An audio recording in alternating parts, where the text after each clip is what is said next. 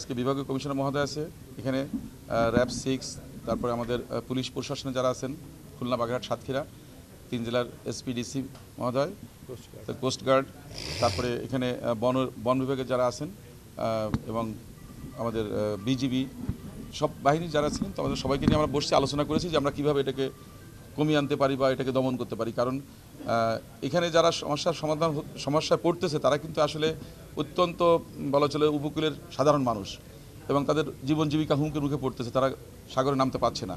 তো যার জন্য আমরা দ্রুত পদক্ষেপ নেওয়ার জন্য এটা ইতিমধ্যেই আলোচনা করেছি বিস্তারিত। এখানে আমাদের সাংবাদিক যারা এক্সপিরিয়েন্স আছে তাদের সাথে কথা বলেছি, পাশাপাশি আমাদের যারা এই সেক্টরগুলোতে কাজ করছে তাদের সবার মতামত নিয়েছি। সুন্দরবন আমাদের বিশ্ব ঐতিহ্য, আমাদের এই বলা চলে বাংলাদেশের ফুসফুস, সুতরাং আমরা সুন্দরবনকে যে কোনো মূল্যে সুরক্ষা করব। পাশাপাশি এখানকার জীবন জীবিকার জন্য যে মানুষগুলো যাচ্ছে এবং বঙ্গোপসাগরে যারা কাজ করছে তাদের নিয়ে চিন্তা করব। আমরা এখানে আলোচনা করেছি যে আমাদের ব্লু ইকোনমি আমরা চিন্তা করছি, কিন্তু ব্লু ইকোনমিকে যদি নিয়ে কাজ করতে হয় তাহলে তো আমাদের গেটওয়েটাকে ঠিক রাখতে হবে, নিরাপদ রাখতে হবে। তো এই জন্য প্রশাসন বা নতুন সরকার আমরা চেষ্টা করব যে কোনো মূল্যে এটাকে নিয়ন্ত্রণ করার জন্য।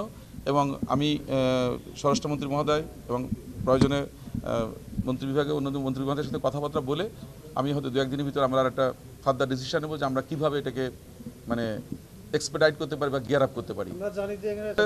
বাহিনীর তো সংখ্যা এক এক জায়গায় এক এক বলে, কেউ বলে 5টা বাহিনী, কেউ বলে 7টা, কেউ বলে 10টা 11টা। আসলে তো এটা তো কোনো লিস্টেড বাহিনী না। সুতরাং অনেক সময় দেখা যাচ্ছে একটা বাহিনী থেকে একজন বেরোয় গিয়ে আরেকটা বাহিনী নাম দেশে করতেছে।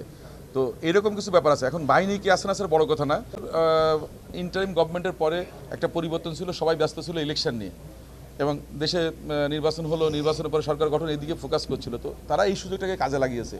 ইতিমধ্যেই আমাদের বিভাগীয় কমিশনার মহোদয় মানে ওনার সব টিম বা যারা আছে সবাইকে নিয়ে উনি ডিসকাস করছেন। আমি মনে করি যে তারা এই অফ টাইমটাকে কাজে লাগানোর চেষ্টা করেছে। তো সেটা এখানে ঘটেছে। এখানে বাহিনীর কাছে কথা বলে আমার যেটা মনে হয়েছে তারা আন্তরিক এবং সরকার থেকে যেভাবে তাদেরকে গাইডলাইন দেওয়া হবে সেইভাবে তারা অপারেশন এখানে সেট